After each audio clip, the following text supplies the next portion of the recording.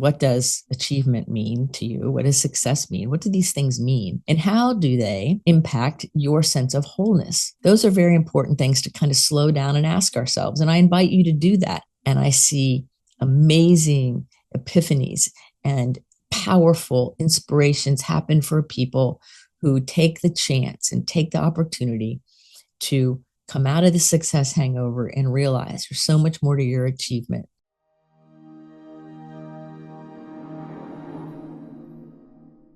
The success hangover when achievement isn't enough. Hi, friends, it's Dianne here at Someone Gets Me. And today we're talking about a success hangover. Now, many of you who are successful in your own right in different ways have had this experience, I'm sure. When you wake up one day and you realize you've checked all the boxes, you've built that business, you've created that amazing family, you've made all the money to retire comfortably, and now what? You've hit all the milestones you set out to do, and yet something just feels off. Something's not quite right. There's kind of like an ache, like there's something more trying to emerge and come through you. Well, that's where I come in a lot of the times, because that is what I help people with most often, is understanding that a success hangover, as I call it, is something that is very common in people who are driven, who are manifesting generators, who like to create things. And all of a sudden we wake up one day and there's that moment. There's the moment that you realize that that achievement, those series of achievements, are not the same as being fulfilled. And so there's still that sense of kind of ache or hole in your heart because you know there's more. And all along, you bought into the idea that if you just did these things, if you could check off all the boxes, if you could line everything up in the way we've been taught, that you would be happy and fulfilled. And then you wake up one day and realize that that isn't completely true, that our fulfillment comes from the inside out. Yes, we might check a lot of boxes off, and yes, we'll make a lot of achievements along the way, but those alone do not make the fulfillment happen. And so I want to talk about this today, the success hangover. Now, I remember when I got out of graduate school with my master's degree, and I was really excited and I couldn't wait to get it. It was a 3-year master's program that demanded a lot out of me while I was working full time. And I thought, wow, this will be great. I can't wait to get it. And I got it. And then there was this inner dead silence. I couldn't see the next step. I was working. I was gainfully employed. I had a happy life. I was racing sailboats. Everything looked wonderful on the outside, but yet there was this emptiness inside, this discontent, maybe even a little bit irritable sometimes. And I remember asking myself, is this it? Is this all there is? Okay, I got that degree. Now what do I do? And I had that searching, aching feeling. Sadly, it took a long time, I guess, or maybe it was the right time, I don't know, for me to start to sort it out and find some people in my world that could understand what I was going through. It wasn't talked about a lot in that time, and I think we talk about it more in today's world. And so it's so important for us to realize that. I've worked with people who have great success. I remember a gentleman I worked with who was just totally amazing, and he had just retired and he was really struggling with emotions and what to do. And his adult children and his wife of like 40 years was right by his side, but he just couldn't feel any fulfillment. He really struggled. And one of the things he said to me in one of our first sessions was, well, I got the career, I got the degrees to get the career, and it was a very successful one. And he made all the money to set up his family. He was taking care of his elderly mother. He was doing all the things.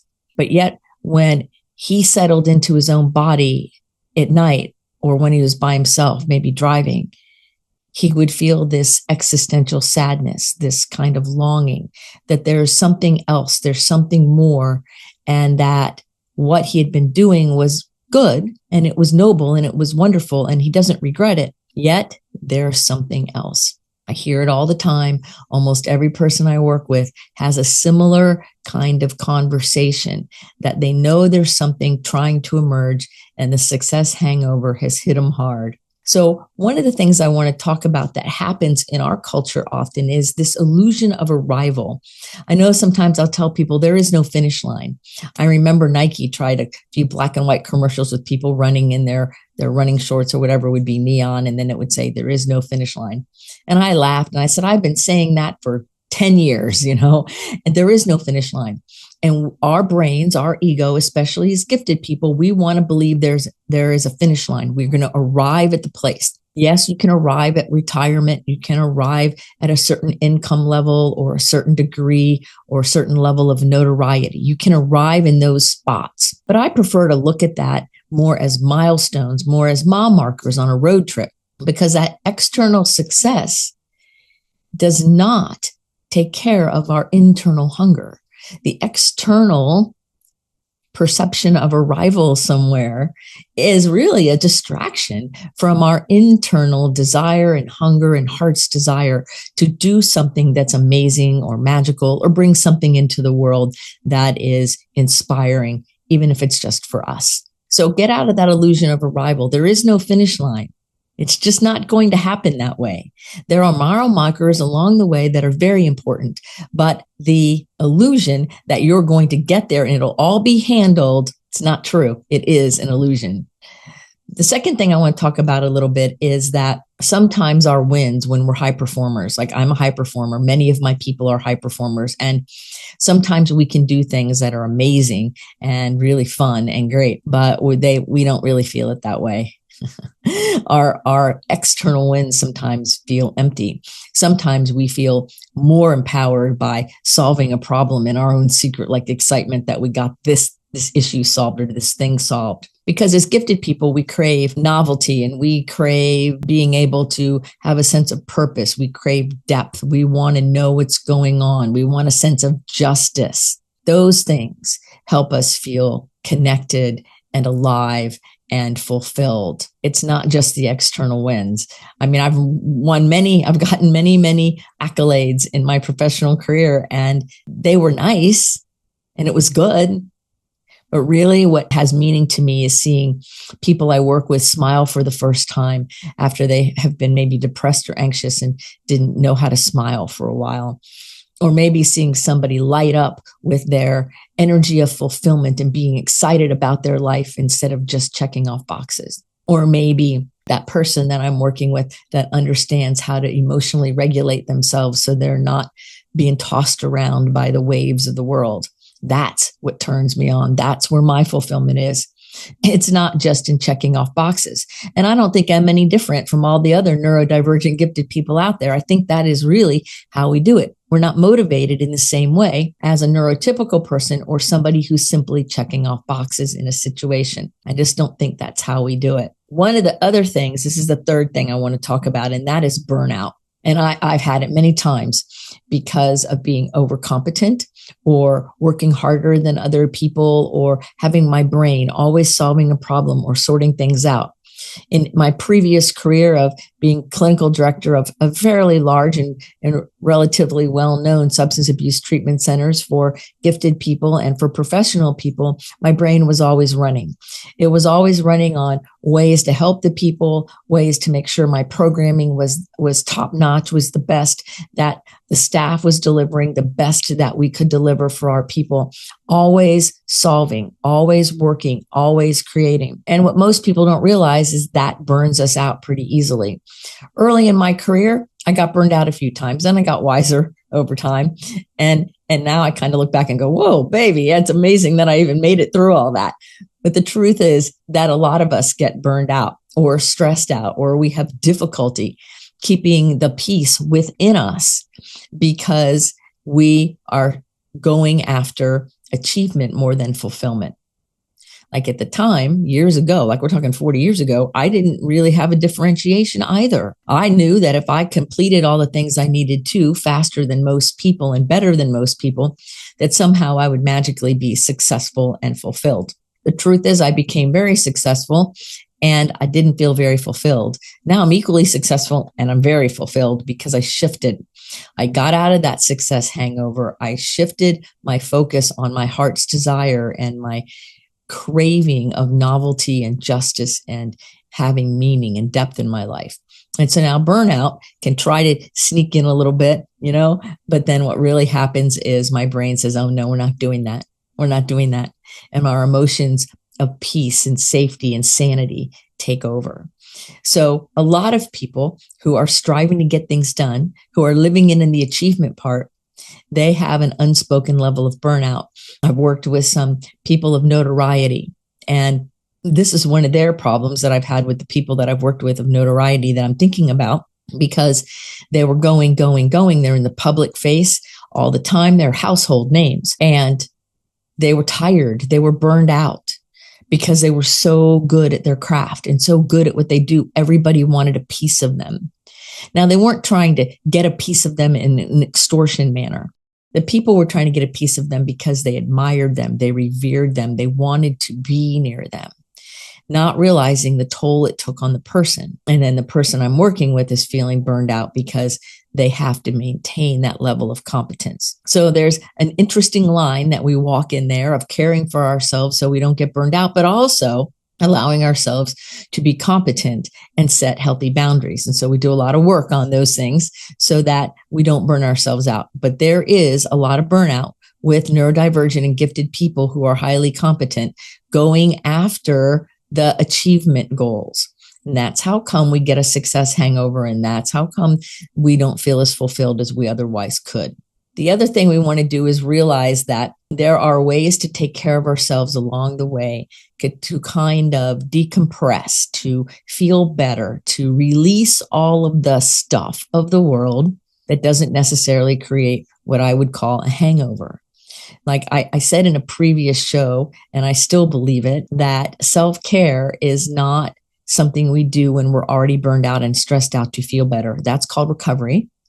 Self-care is what we do on a daily, ongoing, rhythmic basis to keep our energy up, to keep our batteries charged, however you want to look at it. And so what happens is if we are just going for achievement and we crash, and then going for achievement and we crash, then the old us who's going for achievement, who is never going to get to fulfillment on that road, who's still going after it, has to come into contact with the part of you that's saying, hold on, there's something more. And it becomes this interesting little rub inside that we have to work through. We have to get, decide who's going to win the little rub, right? And so we don't really want to get these hangovers, do we? We don't want to get to a place where I've achieved something amazing and now I feel kind of flat or dead about it. And I see a lot of people who go through that because they're looking for achievement and they think it's the same as fulfillment, and it is not the same.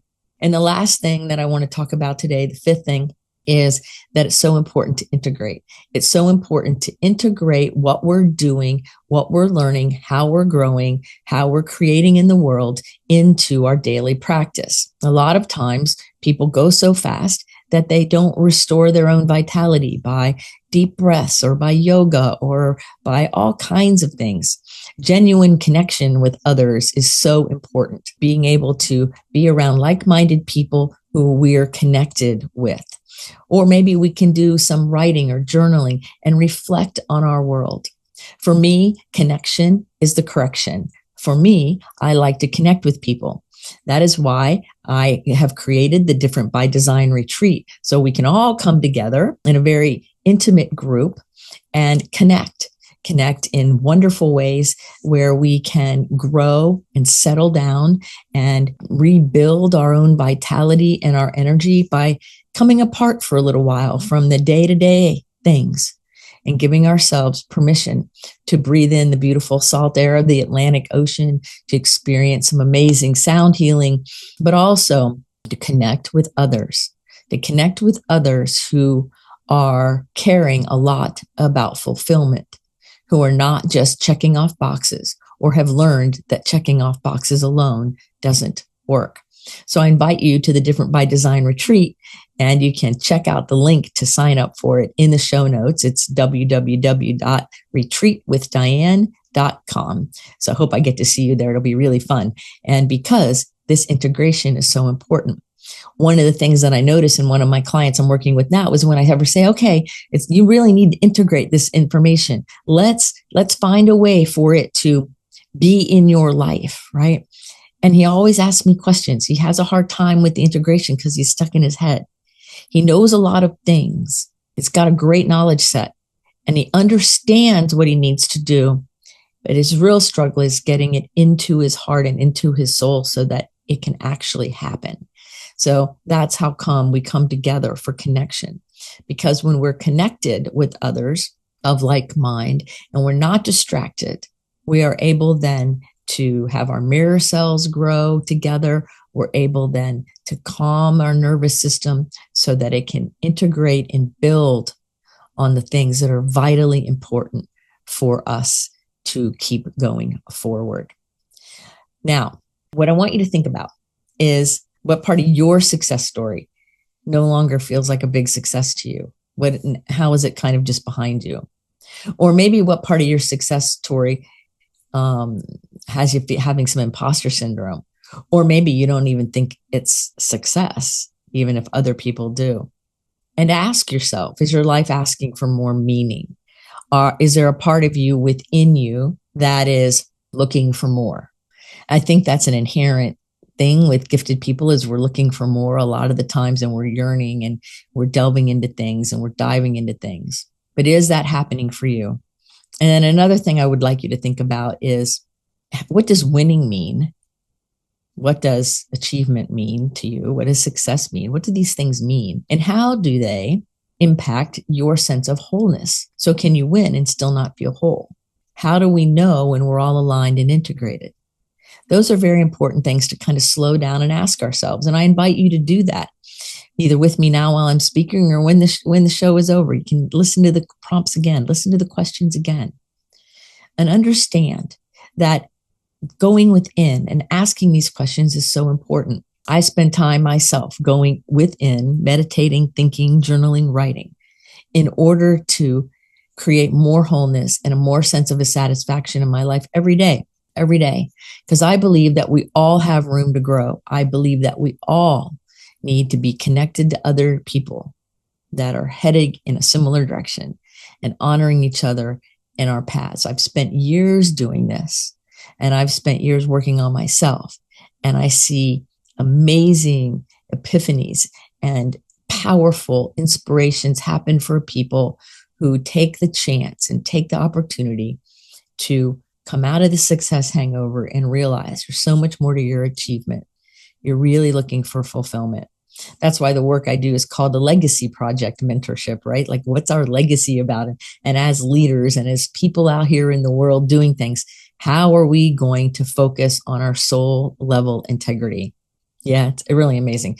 So you can always do a get to know you call with me. I am happy to talk to you about this topic or anything else. I hope I see you at the retreat or on any one of the shows. You can leave a comment on the show and I'm happy to answer that as well. Because what matters to me more than anything is that those of us who are gifted and neurodivergent are not walking around with success hangovers, that we're walking around feeling whole and complete and amazing.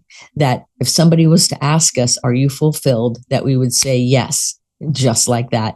And we'd be able to talk about how it feels to be fulfilled as a neurodivergent, gifted leader. Because after all, we are outliers, right? So I hope this show has sparked you, given you some inspired ideas, or reminded you of your grace and beauty and poise. And so until the next episode of Someone Gets Me, remember to keep your face to the sun so the shadows fall behind you, because you are a rock star. You're here on purpose with a mighty purpose. So go out there and let your light shine. And remember, you're perfect, whole, and complete. I believe in you. So until we see each other again, be well.